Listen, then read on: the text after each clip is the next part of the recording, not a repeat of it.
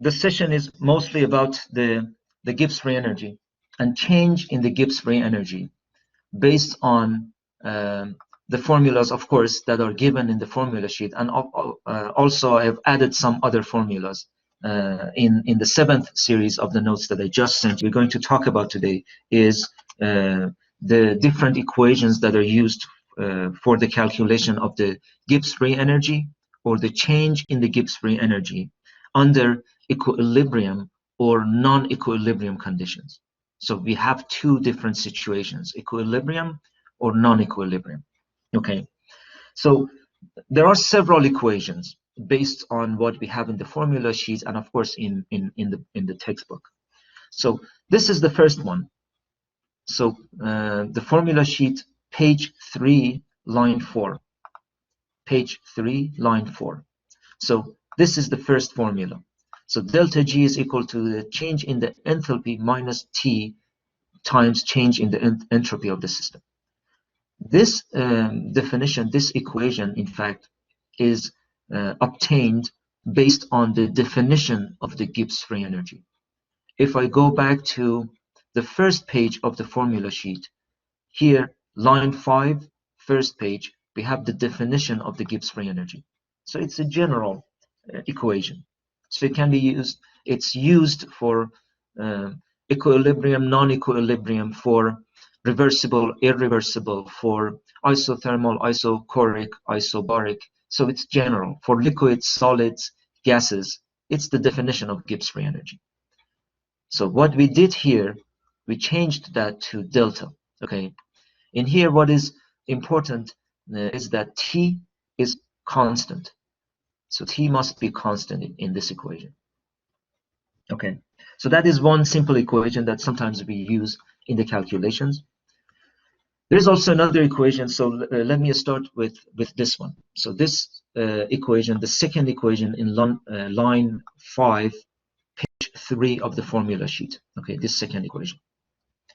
So this equation is used for ideal gases and in an isothermal process. So ideal gas, isothermal. But how? So if I go back to the second page of the formula sheet, this equation, this basic equation.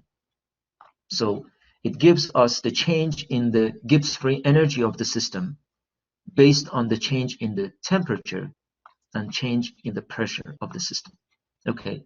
Again, this equation is used when there is no reaction in the system, when there is no phase transition. So it is important. These two things are important.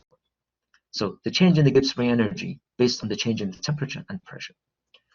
Let's say we specify the pathway. Let's say we only talk about the about an isothermal process. So this means that the change in temperature goes to 0. So this is 0. Therefore, what we're left with is dG based on the change in pressure. So dG is equal to VdP. Okay. So if we go to the seminar notes, page 1, so I've written down this equation here. So dG is equal to VdP. So this is just for an isothermal process. So isothermal. So T constant. T constant is constant. Constant T, isothermal. Okay. If I integrate now both sides, if I integrate both sides, let's say the pressure goes from P naught to the pressure, any pressure. What is P naught? P naught is the standard pressure. So P naught is the standard pressure to any pressure. Then G, the absolute value for the Gibbs free energy, goes from T, the standard pressure, to T again, that same pressure here that is used here. Okay, so what it means here is that G is calculated at T, but a different pressure each time. So for example, in the upper limit, the pressure is P. In the lower limit, pressure is P naught. So therefore, this must be G naught actually. Sorry. So this should be G naught.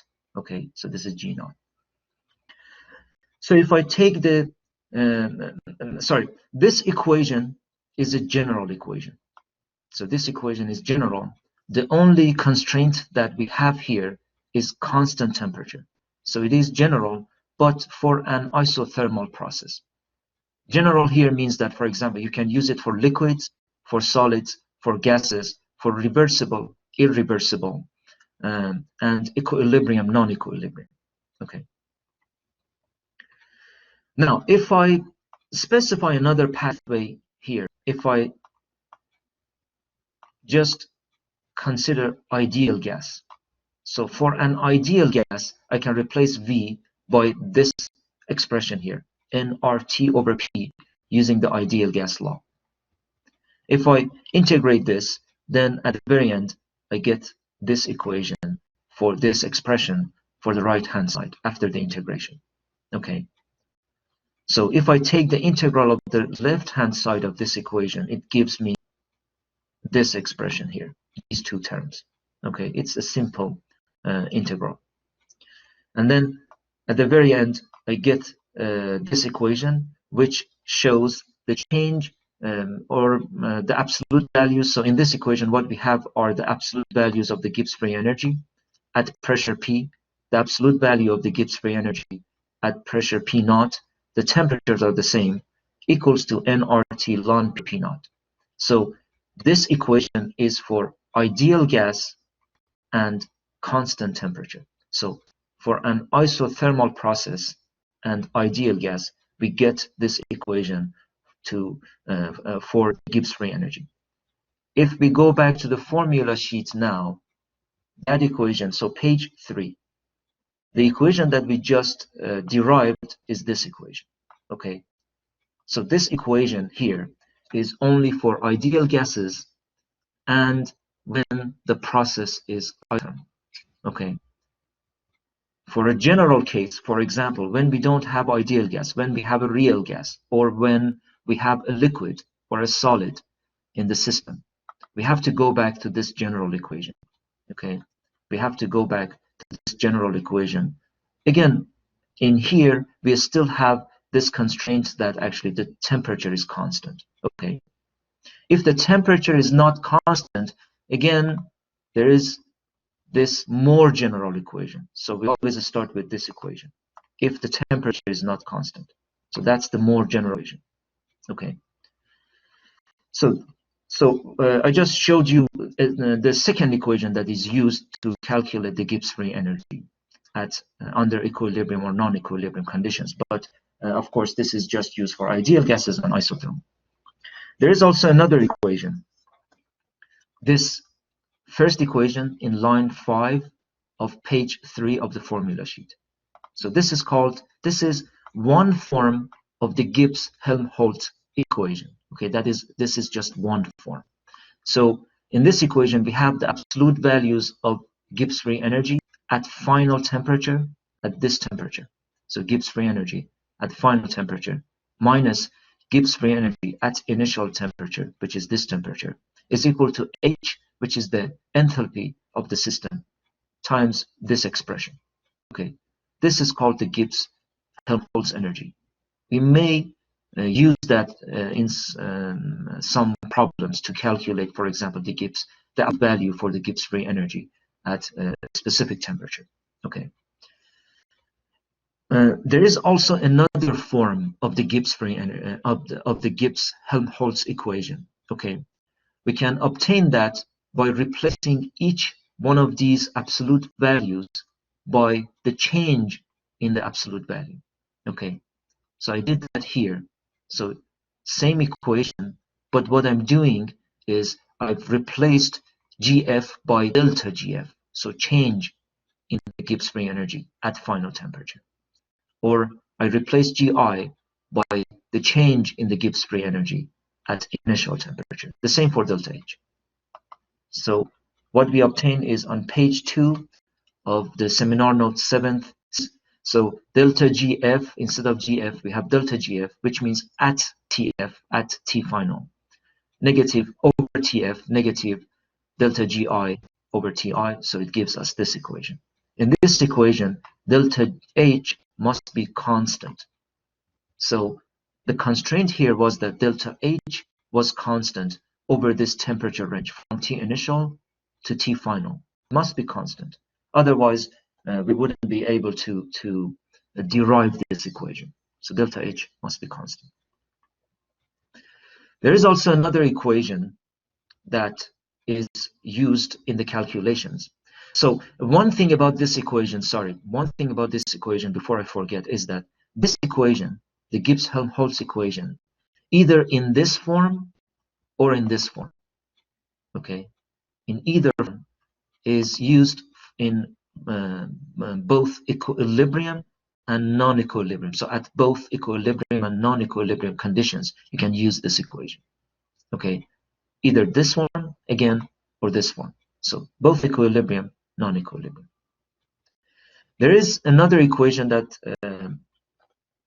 is used in the calculations, and it is for when the process is at equilibrium. So this is called the Hoff's equation, this equation here. So it's used when the process is at equilibrium. You can derive this equation from that equation, but we don't need that here for now. And this equation is usually given in the formula sheet, okay? So this is the Van Hoff's equation. If I use the properties of ln here, for example, ln A minus ln B is ln over B, then I can obtain another form for the Van Hoff's equation, which is the same as this one. So either this form or this form. So either this form or this form is given in the formula sheet in the final exam. Okay, so don't worry about it. But you should recognize this equation. This equation is the Van Hoff's equation and is used only when the process is at equilibrium. So only equilibrium. So you can derive this equation or this equation, the Van Hoff's equation, from this more general equation when the process is at equilibrium. In this case, the process could be equilibrium or non-equilibrium.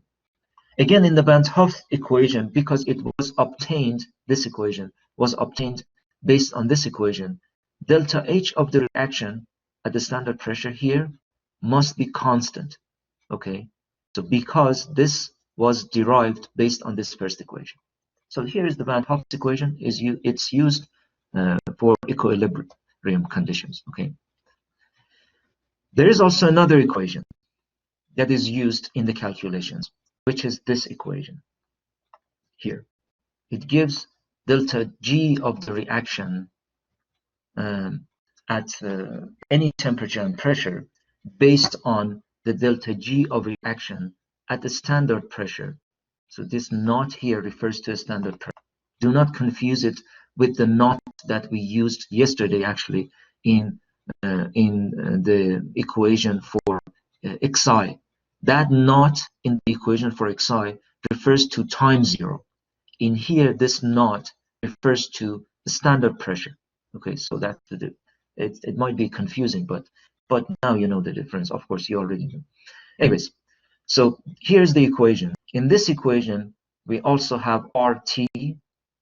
So temperature R is the gas constant, and we have this term here, this variable that is called the reaction quotient. What is important about the reaction quotient is that for a mixture of ideal gases, for example, consider this reaction as an example.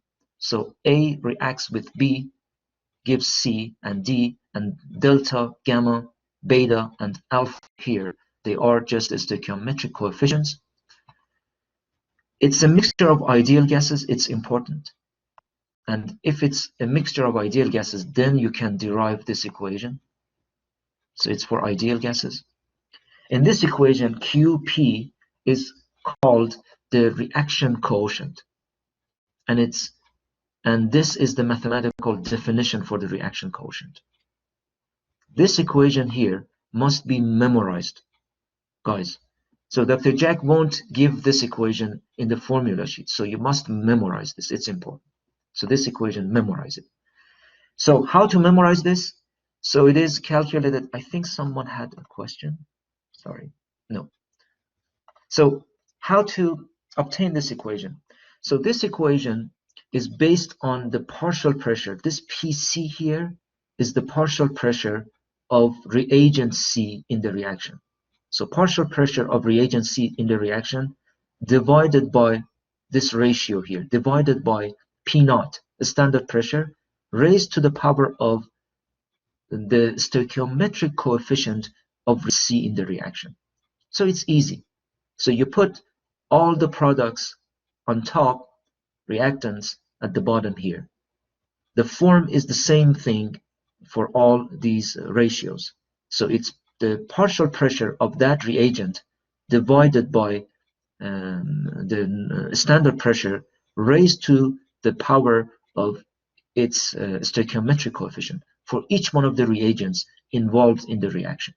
Okay, so please memorize this. What is PC here, or in general PI? This index I refers to each one of these reagents in this reaction. So PI is, according to the definitions for ideal gases, actually, it's equal to XI. XI is the mole fraction. Sometimes we show it by chi, okay, chi I. So it's the same. It's the mole fraction of a species I in the mixture multiplied by P. What is P here? This P here, actually, we drop total here. It's P total. So we don't show total in the subscript here, but it is P total, total pressure of the system. One thing that is important here is that P total is not necessarily equal to P naught. P naught is the standard pressure. P total is the total pressure of the system. It might be different from the standard pressure. So this is very important here. At equilibrium, so this equation here, up here, this equation, was for both equilibrium and non-equilibrium. But at equilibrium, delta G goes to 0. So we've learned this actually in lab V. Okay, lab V, we had that. Delta G was 0 for the equilibrium conditions. So delta G goes to 0, and QP, the reaction quotient, it turns over into Kp, equilibrium constant. So instead of Qp at equilibrium, we use this variable. It's called the equilibrium constant. So Qp at equilibrium is equilibrium constant. We show that by Kp, this capital K, P. Dr. Jack shows that by Q equilibrium in the subscript here in the lecture notes. So the definition is this for the equilibrium constant is of course the same as Q P at equilibrium. It's the same as that, but what we did here, instead of having the partial pressures, we have the partial pressures here at equilibrium. So we've replaced the partial pressures in this equation with the partial pressures at equilibrium. For each one of them, we've done that actually for each one of them. So it is easy. This must also be memorized, okay? So which is easy because it's obtained based on the reaction quotient. So now, if I go back to this equation up here, so this equation, oh, sorry. So at equilibrium, delta G goes to 0, which means that this term up here goes to 0.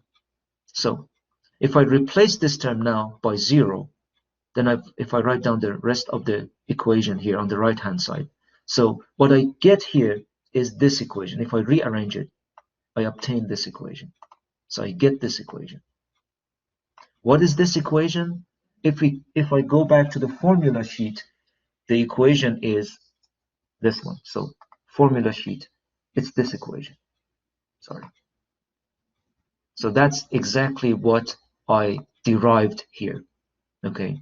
Therefore, this equation in the formula sheet, it's used for a mixture of ideal gases at equilibrium.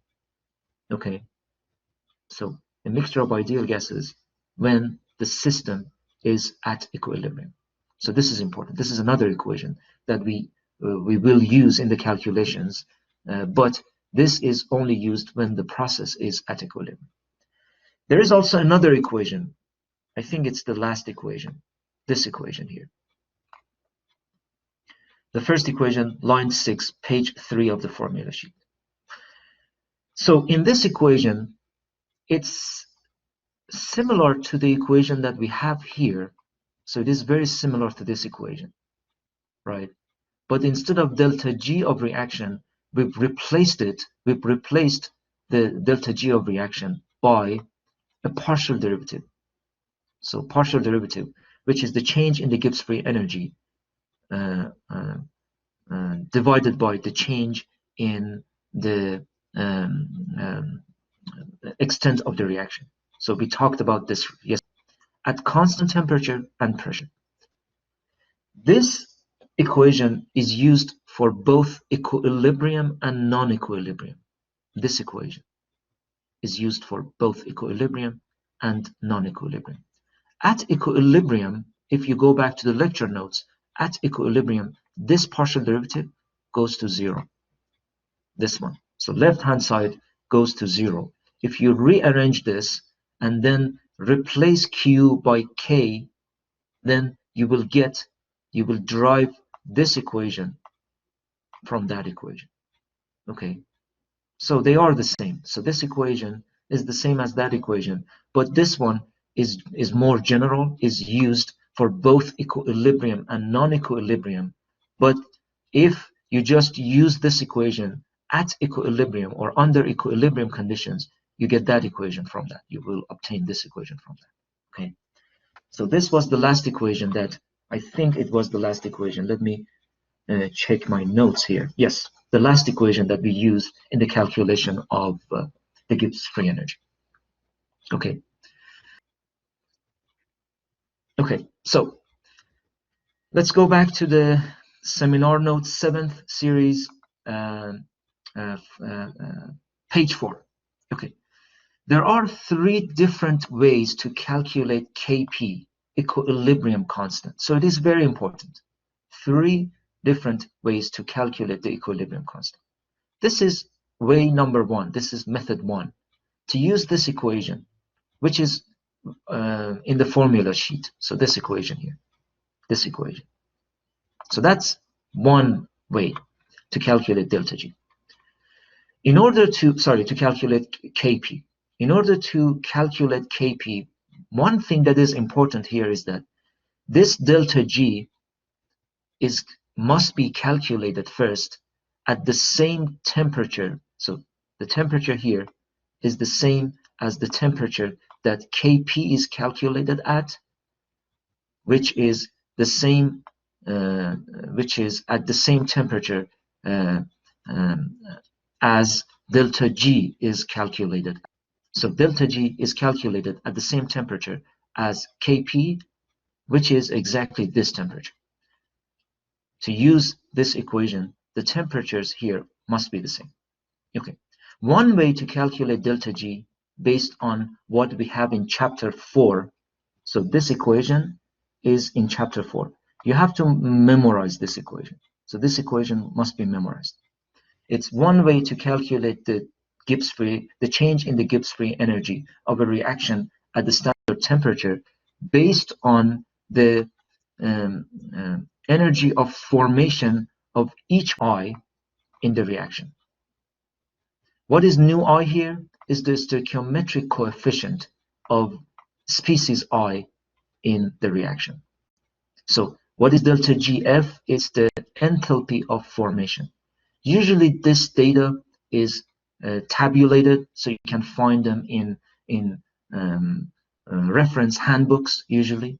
So using those data, using that data actually, you can calculate delta G first at temperature T, and then you can plug that into this equation to calculate Kp at that same temperature. What is important here is that the delta G of formations that are given in the data tables must be at the same temperature as here. Okay, they must be at the same temperature. So this is very important. And this is one way to calculate Kp. There is also another way. We talked about it. We just talked about it. So the second way to calculate Kp is to use this mathematical definition based on the partial pressures. Okay, And as I said, you have to memorize this. So for example, for this reaction, this is the way that Kp is obtained. Okay. Let's say, for example, let's say in a reaction we didn't have D in the reaction. So there was no D. It was just A, B, and C. Then there wouldn't be any D actually. We shouldn't put any, for example, D here in the equation. So it's simple. Anyways, there is also another way to calculate Kp at a specific temperature.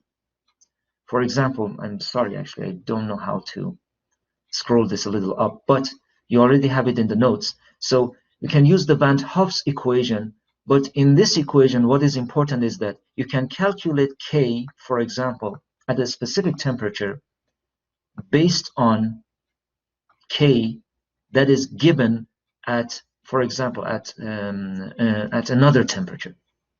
So what is required here is that K must be known. Then we are able to calculate K, for example, at room temperature. So this is the requirement for Van 't Hoff's equation. So K at a specific temperature, for example, must be given. Then we are able to calculate K at any temperature based on that given K. Okay. And in here, delta H also must be constant. We talked about this. Okay. So 3 different ways to calculate Kp. We're going to use each one of these ways actually to calculate Kp in the following problems that I'm going to talk about. So far, guys, do you have any questions? Sorry, I should go back maybe. Any questions so far? No? Okay. So the first problem that we're going to look at is problem 6.2 from the textbook. So it's a reaction between NO and oxygen. So NO and oxygen in this form, it's a reversible reaction. And the question is to calculate Kp at 525 Kelvin. Here's the information that is given. So this data, delta H of formation of products and reactants, they're given. Delta G of formation of products and reactants are given. But what is important here is that the temperature for all these data are 298, I'm sorry guys, 0.15 Kelvin. So that's the temperature that all these data have been obtained. Okay, so it's 298.15 Kelvin. And as you see, this temperature is different from this temperature. Okay. Delta H, the assumption here is that it's constant over this temperature range. Okay, so calculate Kp at 525 Kelvin. There are 2 equations. We just talked about it. It's page 3, line 6, second equation. So this is one equation. And to calculate Kp based on the delta G of reaction at standard pressure using this equation that we just talked about, one thing that was important was that all these delta G of formations must be at the same temperature as Kp.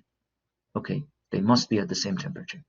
Therefore, we can't use, because all these data are given at 298.15 Kelvin, we can't just simply use this equation to calculate Kp at 525 Kelvin. So we can't use this equation. We should get help from another equation as well. Okay, so this equation cannot just be used alone to calculate Kp at 525 Kelvin. Why? Because even though we have this equation to calculate delta G of reaction based on delta G of formations of products and reactants, but because all these data, delta G of products and reactants, they're given at different temperatures, we can only use this equation to calculate Kp at this temperature, okay, at 298.15 Kelvin.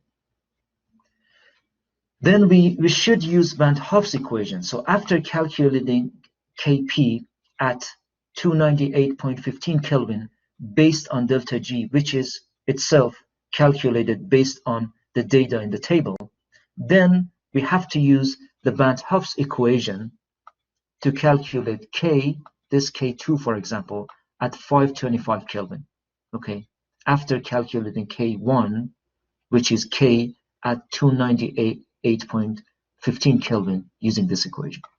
Okay, so that's what we're going to do. So the first thing that we should do is to calculate delta G of reaction at 298.15 Kelvin based on the delta G's of formation that are given in the table. So what does this equation mean? This equation means that delta G's of products when multiplied by their stoichiometric coefficients. So if you subtract reactants from products, then you can get delta G of reaction. Or simply, it means that you use this equation in the summation form, but new i's, the stoichiometric coefficients, they have so they used with a plus sign for products, minus sign for reactants, which means that at the very end it's products minus reactants. So that's exactly what I did here. So, for example, NO2 in this reaction in here is a product, NO2. What is the stoichiometric coefficient here? It's 1. Okay, so 1 multiplied by delta G of formation of NO2, but as you see here, it's a plus sign. So I just put a plus sign here. So it's a plus sign because it's a product. What about reactants NO and O2? For example, for NO in here, the stoichiometric coefficient is 1, for O2 is 1/2. And then what I did here, I added a negative sign here. So the convention that we used even in the kinetics, we use that same convention here. Okay, same convention. For products, it's positive. For reactants, it's negative. So if we use the data in the table, for example, delta H of formation of NO2, I just show you this one. Delta G of formation of NO2 is this number here, this value here. Okay, it's in kilojoules per mole, so that's the unit. So if I plug those values in the table into this equation, I can calculate delta G of reaction. Again, this delta G of reaction is at 298.15 Kelvin. 0.15, I'm sorry guys, but 0.15 Kelvin. Okay, now if I use this calculated delta G reaction in this equation, equation 1, so if I plug that value into equation 1, what I calculate here is K1 or K at this temperature, 298.15 Kelvin. So I call that K1 because I'm going to use this in the Van Hoff's equation here. That's the reference K that we're going to use to calculate the K at 525 Kelvin. Okay, that's what we're going to do. Okay, in order to use the Van Hoff's equation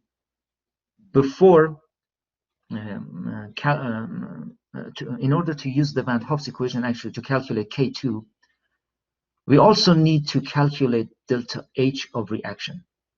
So one thing that we needed to calculate was K1. The other thing is delta H of the reaction.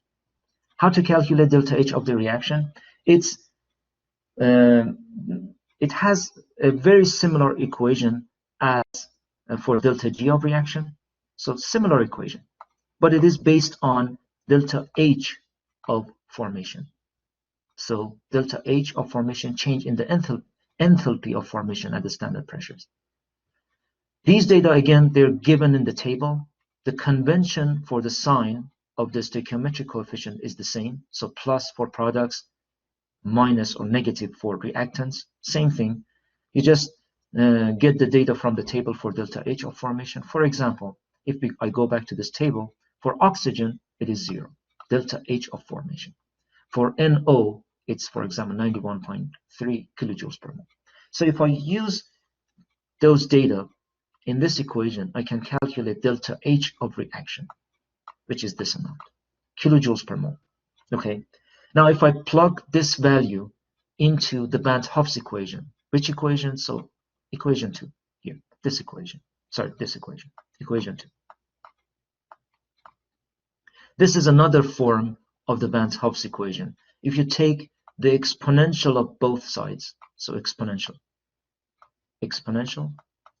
of both sides, then you can obtain this equation from this original Bandt Hof's equation. Okay.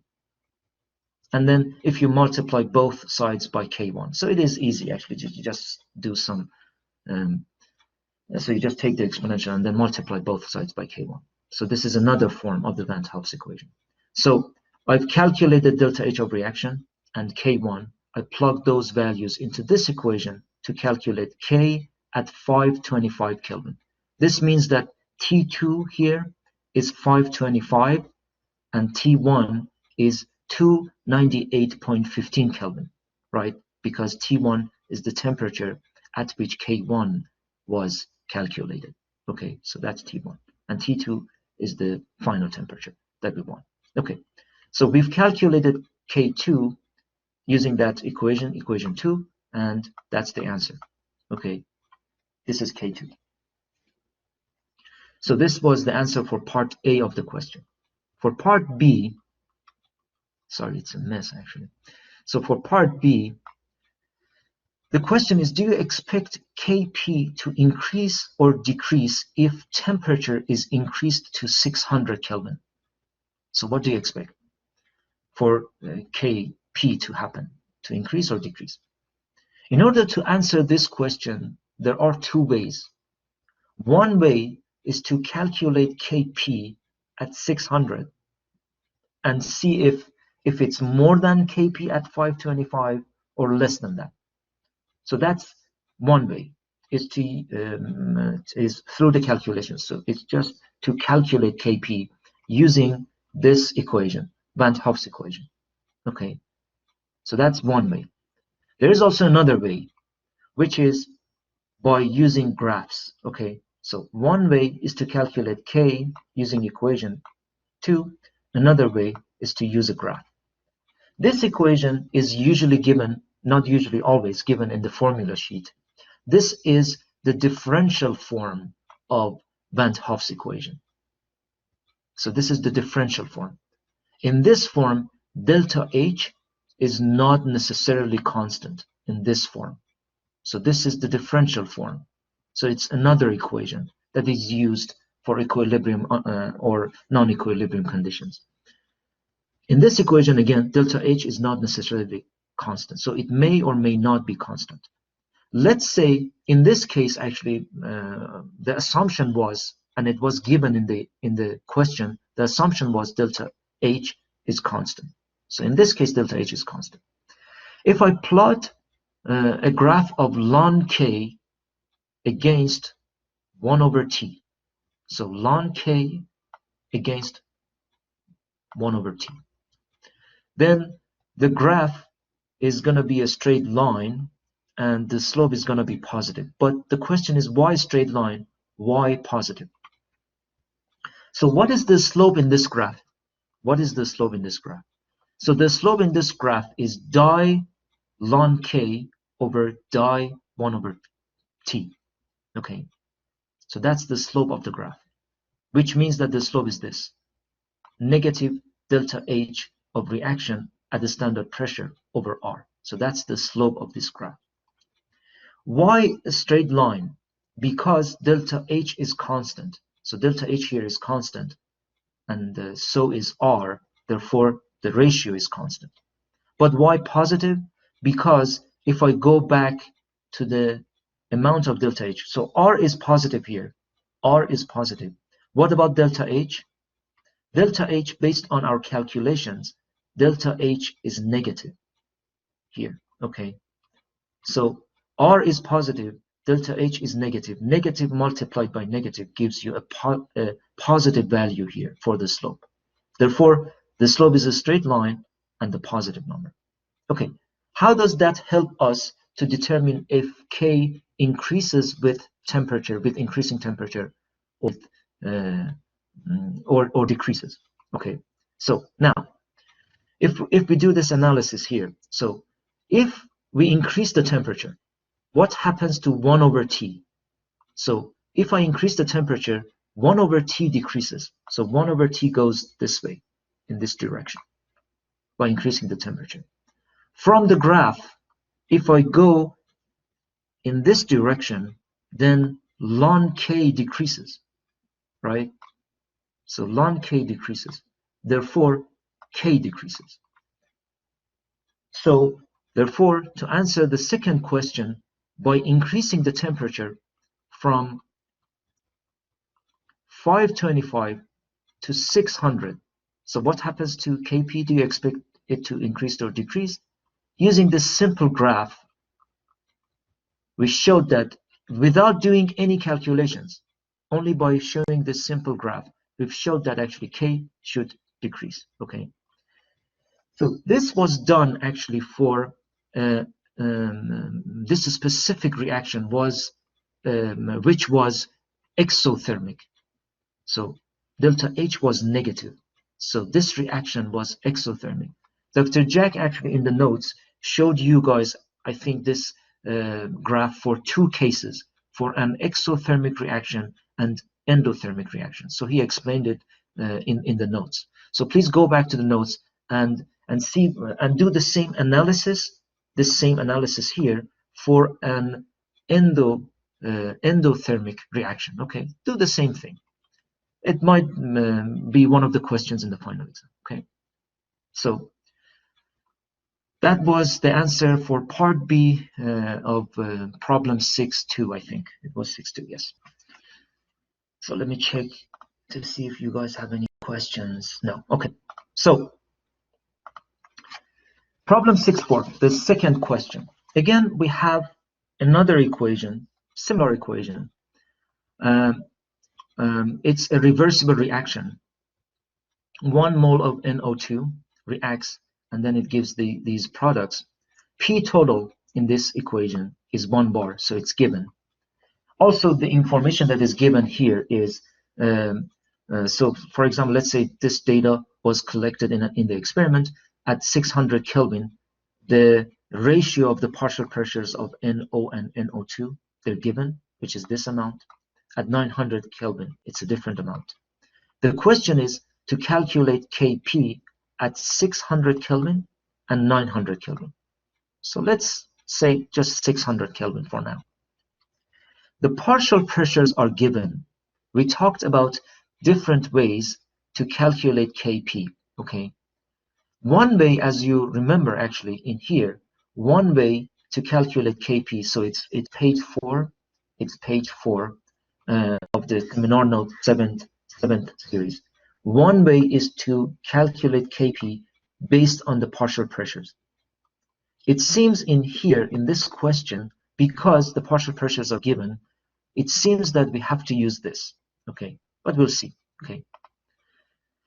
So the reaction has reached equilibrium, so that was the information that was given. Therefore, that is the solution. Sorry, guys. This is the solution for part A. So the reaction is at equilibrium. Therefore, Qp, the reaction quotient, is equal to Kp. So to calculate Kp, just use the definition, the mathematical definition, based on the partial pressures for Qp.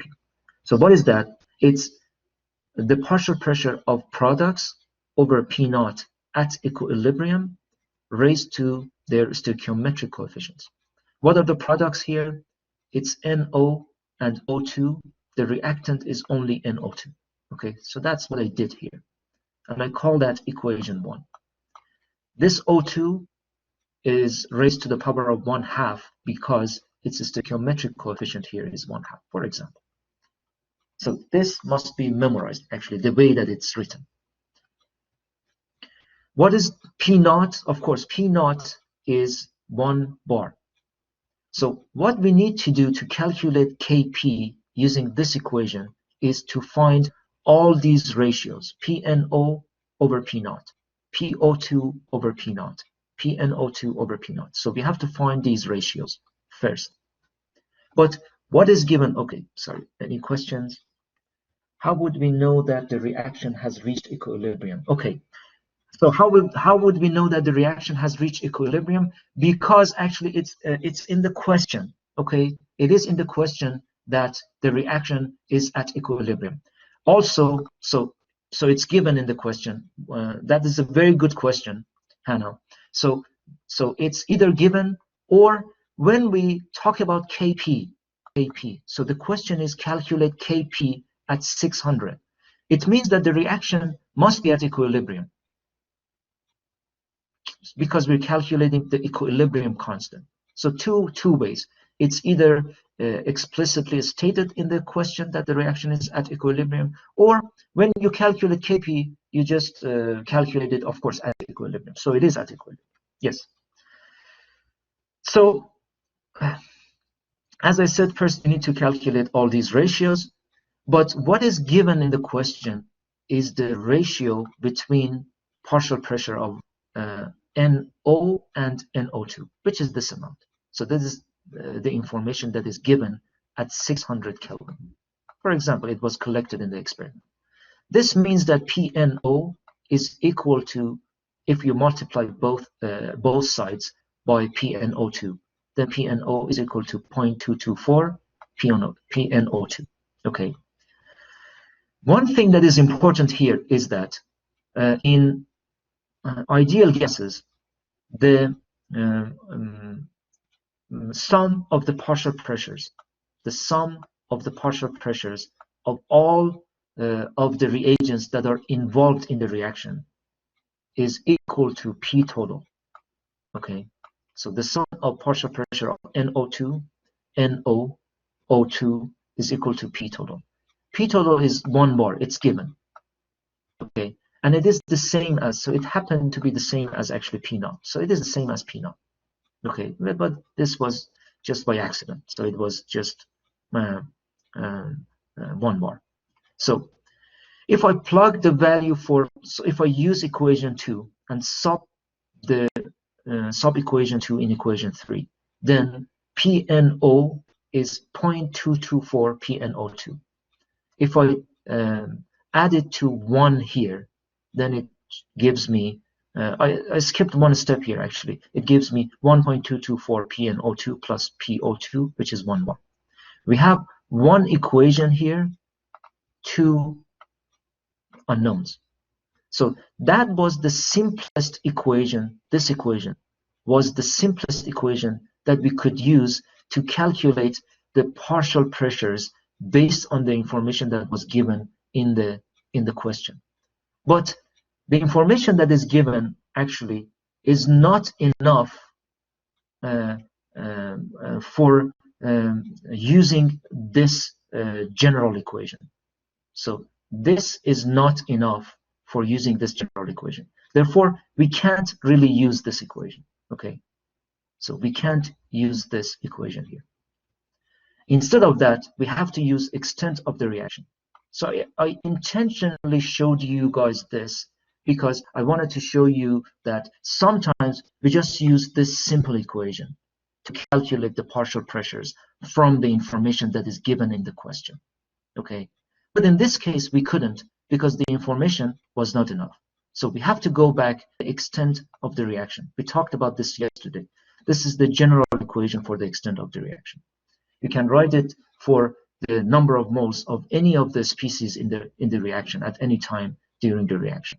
Okay, including equilibrium. So here I've just written this same equation, but everything here is at equilibrium. So which means that Ni here is the number of moles of a species I at equilibrium. This here, of course, is always the number of moles of species I at time 0. So this is not a standard pressure. Do not confuse it with the standard pressure. This naught here, this 0 here, refers to time 0, which means the initial number of moles. And then nu I, of course, is the stoichiometric coefficient, and xi is xi equilibrium. So now what I do here is I use this equation for all the reagents that are involved in this reaction here. Okay, So what I'm doing here is I'm simplifying the question by using just one variable in the system, xi, instead of, for example, all these variables, PNO, PO2, PNO2. So instead of using all those variables, pressures, instead of those, I just use one variable, which is xi. Okay, and then I write down the number of moles of each one of those reagents based on xi. So here is what happens. So for NO2, if I write this equation here, so Ni, so is NO2 at equilibrium, which is equal to N, the number of moles of NO2 at time 0, or initial number of moles, negative the stoichiometric coefficient of NO2 multiplied by xi equilibrium. Why negative? Because NO2 is among the reactants in this reaction. So it's one of the reactants. That's why negative. So if I replace the number of moles of NO2 by 1, why? Because it is given in the question. So 1 mole of NO2, that's the starting point. 1 mole of NO2, it's given. So 1 minus, what is the stoichiometric coefficient of NO2 in the reaction? It is 1 multiplied by xi. So this gives me a very simple equation for the number of moles of NO2 in at equilibrium based on just xi equilibrium. What about NO? The same equation, okay, same equation, but NO is the product, so I use a plus sign here. The initial number of moles of NO based on what is given in the question, it's 0. So it was just NO2 at the beginning. We started with only 1 mole of NO2. Everything else was 0 at the beginning. So that's why NO, the number of moles of NO, is 0. What about the stoichiometric coefficient? It is 1 because it's a product, it's a plus. So therefore, what we get for N, the number of moles of NO, is xi. Same thing for NO2. So you guys please do that. So NO2, if you do the same calculation, you will get this equation for NO2 based on xi. So now we have all the number of moles based on only one variable, which is just xi. So for NO2, for NO, and for O2, for all of them. Okay. But what was the purpose? The purpose, what was the point here? So we wanted to calculate these ratios, PNO over P naught, PNO over P naught. So these ratios, to be able to calculate Kp. Okay, that was the whole point. What is this ratio here? So it is important. In ideal gases, the partial pressure of O2 over P total. The partial pressure of O2 over P total. So this is one of the equations that must be memorized. Partial pressure of O2 over P total is equal to the mole fraction. So the number of moles of O2 over N total.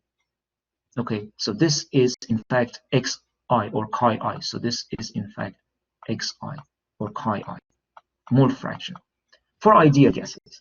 So this equation must be memorized for ideal gases. If I multiply both sides by P total, then P oxygen is NO2 over N total multiplied by P total. Now, what is this partial pressure here? These partial pressures. So for example, for O2, PO2, I'm sorry, what is this ratio? I'm sorry, what is this ratio here? The ratio that we're going to use at the very end in this equation to calculate Kp, PO2 over P naught. What is that? So PO2 over P naught is then, based on equation 5, is this expression here on top over P naught.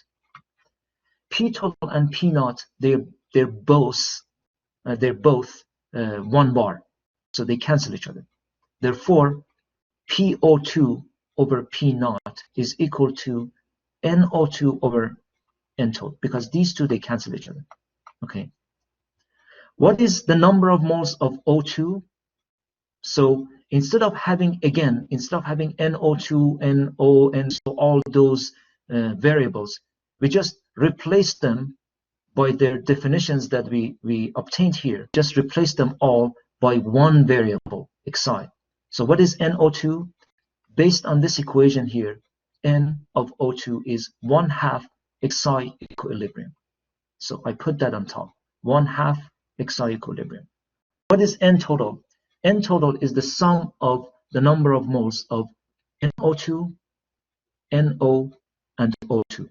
It's the sum, which means that this must be added to this one, and this one must, and the sum added to this to get N total. And that's exactly what I did here. Okay. So this is N total, the number of moles of NO2 in terms of Xi, and then NO, I think, and then O2. Okay. Therefore, PO2 over P naught is this simple expression.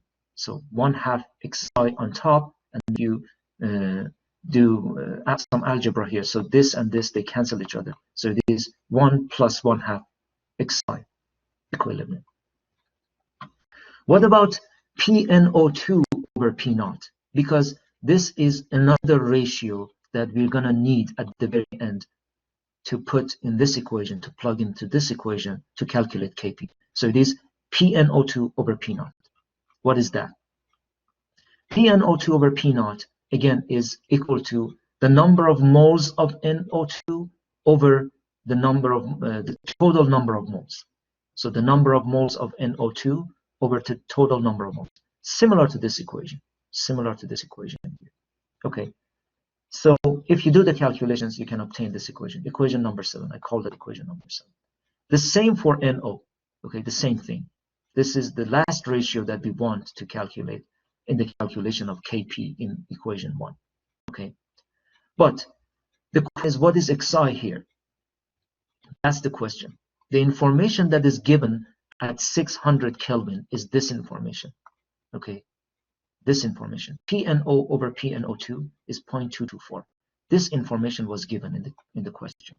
But what is PNO over PNO2? What is PNO? So PNO based on equation 8, PNO is this ratio multiplied by P naught. So if you multiply both sides by P naught, then you can obtain an equation based on only Xi and P naught. P naught, of course, is already known. So that's what I did on top here.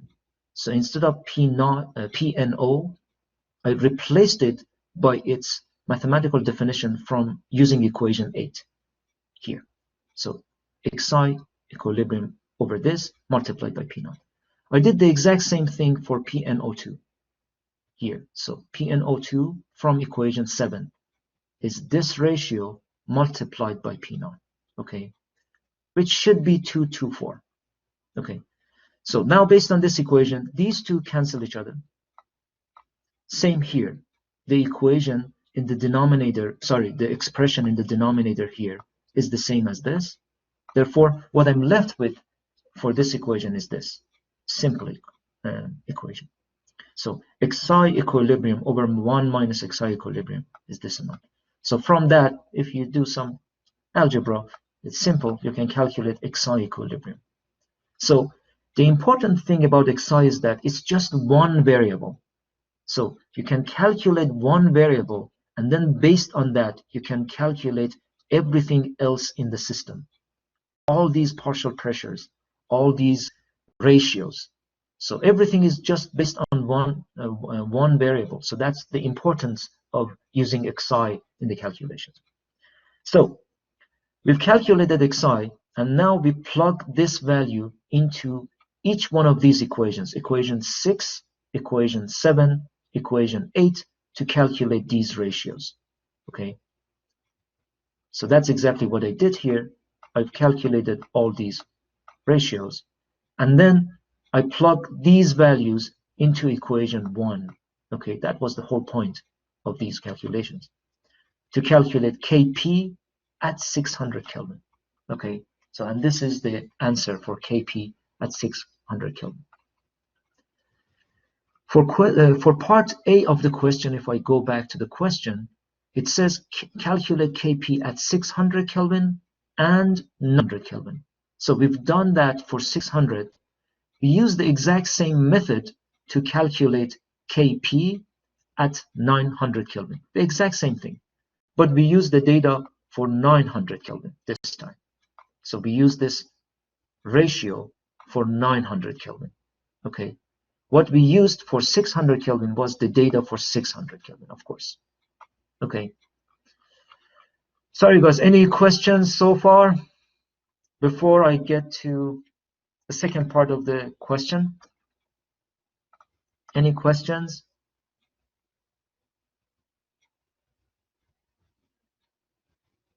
Okay. So part B of the question, I think I have how much more? So yes. Okay. So part B of the question, and then and that's it. Yeah, that's it. I think that part B and part C. Okay, part B of the question and then part C of the question. Okay.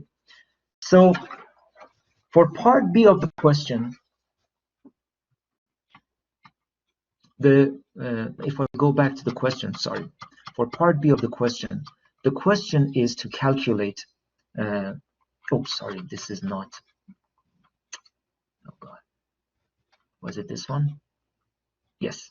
For part B of the question is to calculate delta GR at the standard pressure and delta HR at the standard pressure and at this temperature, 298.15 Kelvin, using only the data in the problem, which means this table, only this table here, okay? So only this table. Assume that delta HR does not depend on T, okay? That's the assumption here. So we're gonna use this assumption. So how to calculate delta G and delta HR at 298.15 Kelvin? To calculate delta GR at 298.15 Kelvin, we can use two different ways, okay, to calculate delta GR at 298.15 Kelvin. So one way is to use this equation. So if I go down here, scroll down. So to calculate delta G at 298.15 Kelvin, this is part B. There are two ways. One way is to use the Van 't Hoff's equation. But first, before using Van 't Hoff's equation, that is one of the requirements. This must be known, so this must be calculated first. The second way is to use the first equation in line 5 of page 3 of the formula sheet. Again, delta H must be calculated. What is that equation? If I go back to the formula sheet, it's this equation here. Sorry. It's this equation here. It's this equation. But this equation, when it's written in terms of the change in the Gibbs free energy, which means that in fact it is this equation. Page 2 of the seminar notes 7th series, this equation, okay? That is one way. And of course, for that, we need to calculate delta H first, okay? Another way, the second way, of course, is, the second way is to use the Van 't Hoff's equation. So for homework, I want you guys to use Van 't Hoff's equation to calculate delta G at 298.15 Kelvin. So that's your homework. So that's the homework. This is homework. Okay. But so what I'm going to do, I'm going to use method 2. So I'm going to use a different equation, different from what we already used, Van 't Hoff's equation. So I'm going to use this equation. This equation, I think this equation is a longer way to calculate delta G at 298.15 Kelvin. The easier way is to use Van 't Hoff's equation, but I'm just going to show you how this equation is used in the calculations. Okay, so that's the equation. Delta G of reaction at 298.15 Kelvin over that temperature, negative or minus delta H, delta G of reaction at an initial temperature equals to this. Okay, so that's this equation here. That's exactly this equation that I'm using there. Okay, so let's pick Ti or 600 Kelvin as Ti. You can pick either 600 Kelvin as Ti or 900 Kelvin as Ti. Why? Because at those two temperatures, we've already calculated Kp. So we've already calculated Kp at those two temperatures. Kp at 600 was this amount, and I've done the calculations for Kp at 900, which is this amount. This is Kp at 900. Okay, so pick 600, for example, here as Ti. What we need to do to use equation 11, the first thing, of course, is to use delta H of reaction. In order to use delta H of reaction, we use Van 't Hoff's equation. Why? So this is Van 't Hoff's equation. Because in Van 't Hoff's equation, if we already know two different values for K at two different temperatures, then the only unknown in this equation is delta H of reaction. So that's exactly what I'm doing here. We already know K at 600 Kelvin and 900 Kelvin. So two different Ks are known already. So we can use that equation to calculate delta H of reaction. But the question here is, actually, maybe there's not a question, but I should explain this. But why didn't we use this simple equation that we used actually in the previous question? So why didn't we use this simple equation here, up here, this equation? Delta H of reaction is equal to this. Why didn't we use this? We couldn't use this equation because we didn't have data for delta H of formation of a species ice. All we have is two different values for K. That's all we have in this equation. Two different values for K and two different temperatures. That's why I'm using the Van 't Hoff's equation to calculate delta H. So Ks are known, temperatures are known, everything in here is known. And I'm sorry, this is not T. This must be R. Sorry, this is a mistake here. So it's R.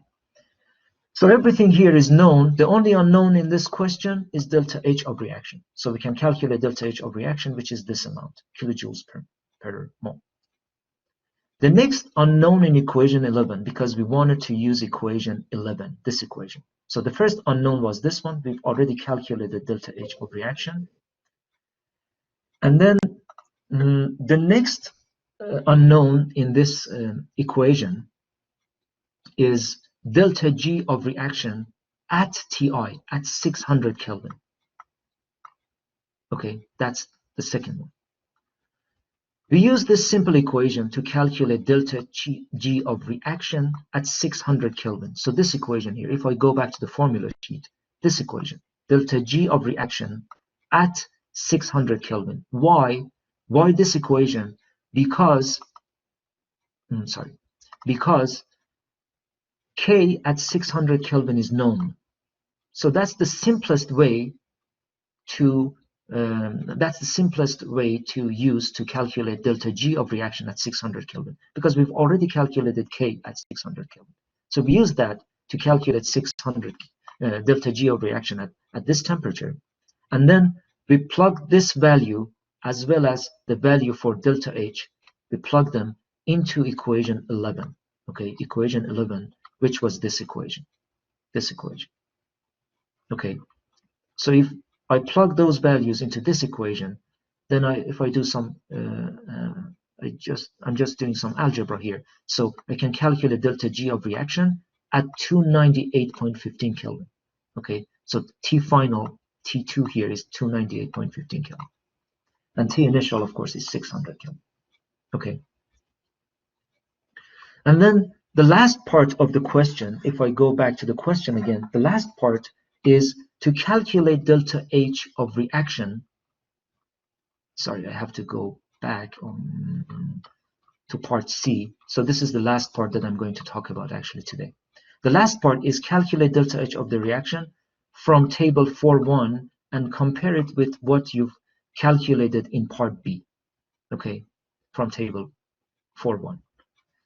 So if I do that, actually, if I do the calculations, I've done the calculations, and what I obtain, actually, I'm so sorry, guys, this is wrong here. This is wrong. It's a plus sign. So it must be a plus sign. And I said here on page to compare it with the one that is on page 3. This is also wrong. Sorry, they're not correct. So if you just use the data in the table in the appendix 4.1 table, sorry, table 4.1 in the appendix A, and then so what I've calculated was I think it's so what we calculated here, delta H was 56.3. And then if you use the data from the table, it is 58.1. So there is just a little difference between the two. Why? Why there is a difference between the two? Which one is more accurate? Okay. The one that we calculated here, 56.3, you remember this calculation here? The one that was done here was based on the Van Hoff's equation. In Van Hoff's equation, one of the important assumptions was that delta H of the reaction was constant. Okay. The one that was calculated based on the data in table 4.1, this one, is more accurate because this is based on accurate experimental data for the delta H of formations. So this must be more accurate. Okay. The signs must be the same. The only difference is in the amount, and it is because in this to calculate this value, I used the Van Hoff's equation, and that equation already is based on some assumptions. Those assumptions they affect the final value.